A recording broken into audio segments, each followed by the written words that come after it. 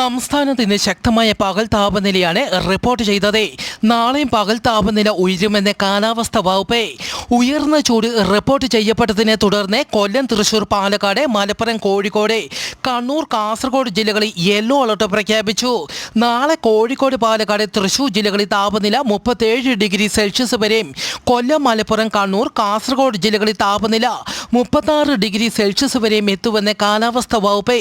നാളെ ഉയർന്ന താപനിലയ്ക്ക് സാധ്യതയുള്ളതിനാൽ പൊതുജനങ്ങൾ പകൽ 11 മണി മുതൽ 3 മണി വരെ നേരിട്ട് സൂര്യപ്രകാശം ഏൽക്കുന്നത് പരമാവധി ഒഴിവാക്കണമെന്നും അറിയിച്ചു. മലപ്പുറം വളാഞ്ചേരി നിപ്പ സ്ഥിരീകരിച്ച രോഗിയുടെ റൂട്ട് മാപ്പ് പുറത്തുവിട്ടു. രോഗിയുടെ നില ഗുരുതരമായി തുടരുകയാണ്. 49 പേർ സമ്പർക്ക പട്ടികയിലുണ്ടെന്നും ഇതിൽ 6 പേർക്ക് രോഗലക്ഷണങ്ങൾ കണ്ടു തുടങ്ങിയെന്നും മന്ത്രി വീണ ജോർജ് പറഞ്ഞു. രോഗം സ്ഥിരീകരിച്ച മേഖലയിൽ 3 കിലോമീറ്റർ ചുറ്റളവിൽ കണ്ടെയ്ൻമെന്റ് സോൺ പ്രഖ്യാപിച്ചു.